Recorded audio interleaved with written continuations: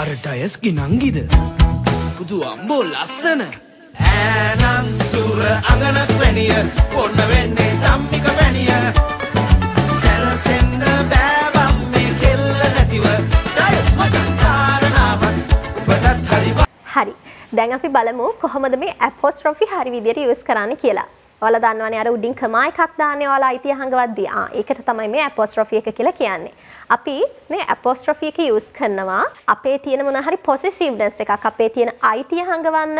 එහෙමත් නැත්නම් යම් කිසි දෙයක් යම් කිසි පුද්ගලයෙක්ට අයිති එයා සතුව ඒ දේ තියෙනවා කියලා ප්‍රකාශ කරද්දී අපි මේ ඇපොස්ට්‍රොෆි යූස් කරනවා. හරි අපි දැන් බලමු කොහොමද සිංගියුලර් නවුන් එකකට ඇපොස්ට්‍රොෆි s එකතු කරලා ඒ අදාළ නවුන් එකේ අයිතිය හැඟවීම ප්‍රකාශ කරන්න කියලා. දැන් මායා කියන මේ නවුන් එක ගන්න. මායා කිව්වහම එක්කෙනෙක්නේ මේ පුද්ගලයෙක්ගේ නමක්. එතකොට මෙතන ඉන්නේ එක්කෙනා. ඒ කියන්නේ සිංගියුලර්. මායාගේ achievement එක කියලා අපි කොහොමද කියන්නේ? මායාස් achievement. මෙතනදී මායා achievement කියලා එහෙම කියන්නේ නැහැ. ගොඩක් අය අන්නේ වැරද්ද කරනවා. ඒ නිසා මායාස් achievement. හරි මායාස් achievement.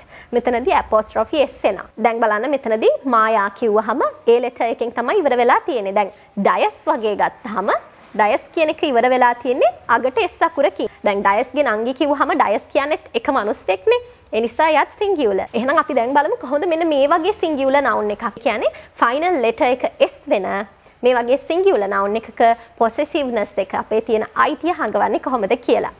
මේකට අපිට අවශ්‍ය නම් ඩයස් කියලා ලියලා apostrophe s use කරන්නත් පුළුවන්. එහෙම නැත්නම් ඩයස් කියලා ලියලා එතන උඩින් apostrophe එක දාන්නත් පුළුවන්. අයමත් පාරක් s අකුර use කරන්න අවශ්‍යතාවයක් නැහැ. මේක pronounce කරන්නේ අපි ඩයස් sister කියලාම තමයි. දැන් ඩයස්ගේ නංගි කිව්වහම ඩයස් sister නේ. දැන් මෙතන ඩයස් තව අකුරක් තියෙනවා තමයි ඩයස් sister කියලා එහෙම කියන්නේ. අර කියලා අර sound එකේ sound එක දෙපාරක් pronounce කරන්න අවශ්‍ය නැහැ. ඩයස් sister කියලා තමයි අපි අර naturally කතා කරනකොට ඩයස් sister කියලාම තමයි ඒක pronounce වෙන්නේ. එහෙනම් අපිට අවශ්‍ය නම් මේ ඩයස් කියන එකේ අගට apostrophe දාලා අයිතිය හංගවන්නත් පුළුවන්. එහෙමත් නැත්නම් apostrophe s use කරන්නත් පුළුවන්. මේ කැමති විදිහක් ඔයාලට use කරන්න පුළුවන්. අගට s වලින් අවසන් වන noun එකක අයිතිය හැඟවීම සඳහා. දැන් අපි අර කලින් ගත්ත මායා කියන එකත් singular තමයි. හැබැයි s වලින් නෙමෙයි ඉවර වෙලා තියෙන්නේ. අපිට කියන්න පුළුවන් මෙන්න මේ විදිහට. Maya's achievement is incredible. මායාගේ achievement එක හිතා ගන්නවත් බෑ. It's incredible. හිතා ගන්නවත් බෑ කියලා අපි කියන්නේ නේද? එහෙනම් Maya's achievement is incredible. දැන් අපි බලමු plural noun එකක possessiveness එක කොහොමද පෙන්වන්නේ කියලා. දැන් plural noun එකක් ගමු අපි women වගේ women. මේක plural noun එකක්. woman කියලා කියනවා. බලන්න woman කියද්දී pronunciation එක woman. ඒකේ spellings වෙන්නේ W O M A N. women කියන්නේ නම් ගැහණු පුද්ගලයින්නේ. ගැහණු පුද්ගලයින්ගේ කියලා අයිතිය හැඟවීමේදී අපිට කියන්න පුළුවන් women's මෙතනදී apostrophe එකත් එක්ක s use කරලා තියෙනවා. ඒ වගේම ඔයාලා මෙන්න මේ parents කියන එක ගත්තොත් parents කියන්නේ plural noun එකක්නේ. හැබැයි මේ parents කිව්වහම මේක ඉවර වෙලා තියෙන්නේ s letter එකෙන්. දැන් මේක plural noun එකක්. ඒ වගේම මේකෙත් අපිට අයිතිය හංගවන්න ඕන දෙමව්පියන්ගේ කියලා කොහොමද කියන්නේ? parentsම තමයි. අපි pronounce කරන්නේ ඒක parents property. දෙමව්පියන්ගේ දේපල parents property. මෙතනදී අගට apostrophe එකක් විතරයි use වෙන්නේ. ආපහු පාරක් s දාන අවශ්‍යතාවයක් නැහැ සහ අපි එහෙම අගට ආපහු apostrophe එකෙන් පස්සෙත් s එකක් use කරන්නේ නැහැ. ඒක මතක තියාගන්න. ඒක විශේෂ තැනක්. ඒ නිසා parents property. parents apostrophe එකක් දැම්මා එච්චරයි. ආයි s අකුරක් use කරන්නේ නැහැ. parents property. අපි ඒක කියවන්නේ ඒ විදිහටම තමයි. parents property. එතන මම කියනවා there's a book here. මෙතන පොතක් තියෙනවා. මට අවශ්‍ය නම් කියන්න පුළුවන් ඒක මගේ පොත කියලා. ඒක මගේ. ඒකේ අයිතිය තියෙන්නේ මට. ඒක මගේ පොත. ගේ පොත. මගේ. හරි?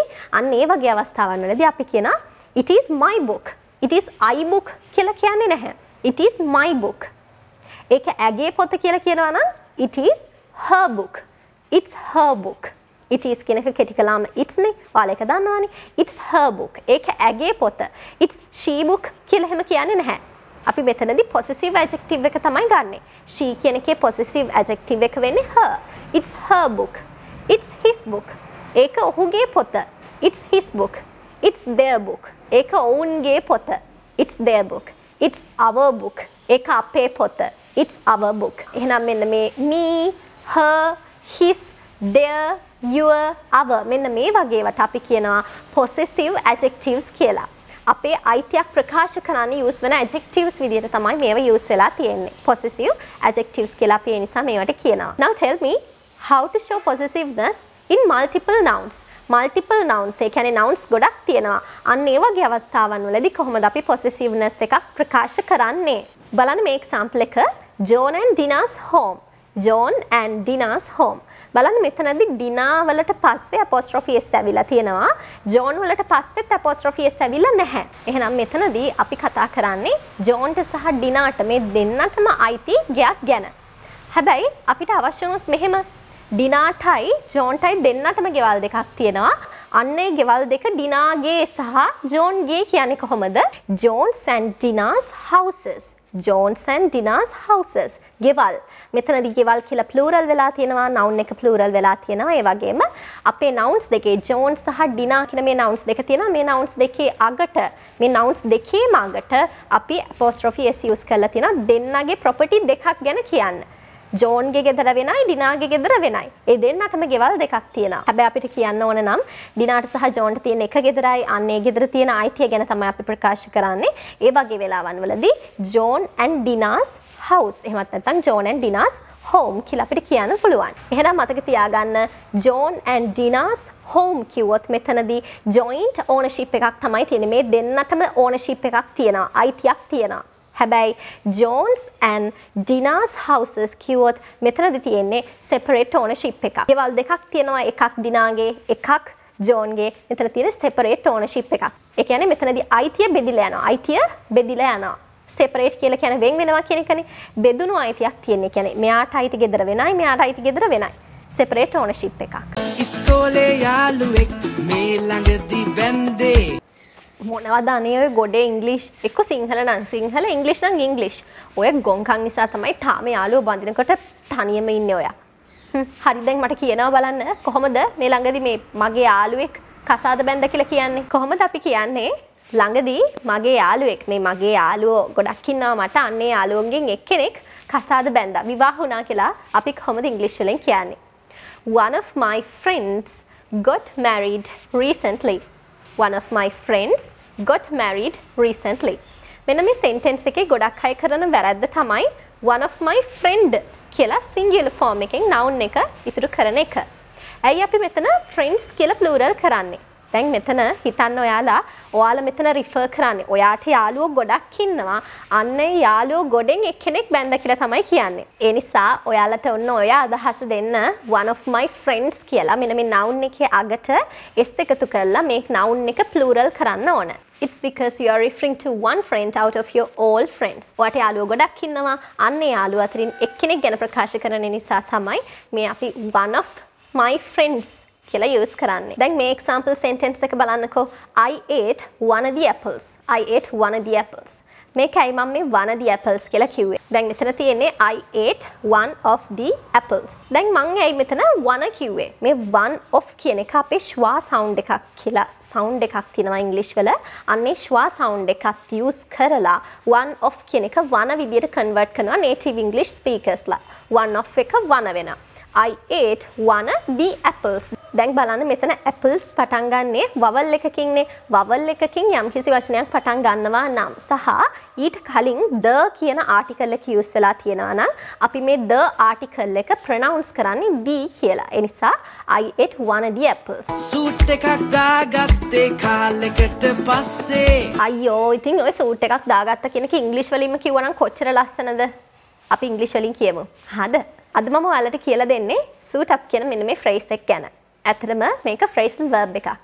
ඉතින් මේ phrasal verb එක අපි use කරන්නේ මෙන්න මේ වගේ වෙලාවන් වලට. උදාහරණයක් විදිහට කියනවා නම් හිතන්න ඔයාලා වෙඩින් එකකට යද්දි ඔයාලා මොනවා හරි special cloth එකක්. ඒ කියන්නේ මොනවා හරි විශේෂ ඇඳුමක්. එහෙමත් නැත්නම් ඔයා පාසල් යනකොට එහෙමත් නැත්නම් ඔයා මොනවා හරි රාජකාරී කටයුත්තක ඉන්නවා නම් ඔයාට ඒ වෙනුවෙන් નિયમિત ඒ වෙනුවෙන් වෙන් කරපු හරි ස්පෙෂල් ක්ලෝත් එකක් තියෙනවා. එහෙමත් නැත්නම් යුනිෆෝම් එකක් කියලා කියන්නේ. දැන් පාසලේ නම් යුනිෆෝම් එක තියෙනවා නේද? අපේ ස්කූල් යුනිෆෝම් එක තියෙනවා. එහෙනම් මෙන්න මේ වගේ මොනවා හරි ස්පෙෂල් ක්ලෝත් එකක් එහෙමත් නැත්නම් යුනිෆෝම් එකක් අඳිනවාට අපි suit up කියලා කියනවා. තවත් මේ suit up කියන එක පොඩ්ඩක් විස්තර කරනවා නම් suit up කියලා කියන්නේ to get ready for an activity. මොනවා හරි activity එකකට සූදානම් වෙනවා by putting on a uniform. by putting on a uniform or a special cloth. අපි මෙහෙම කිව්වොත් they suited up.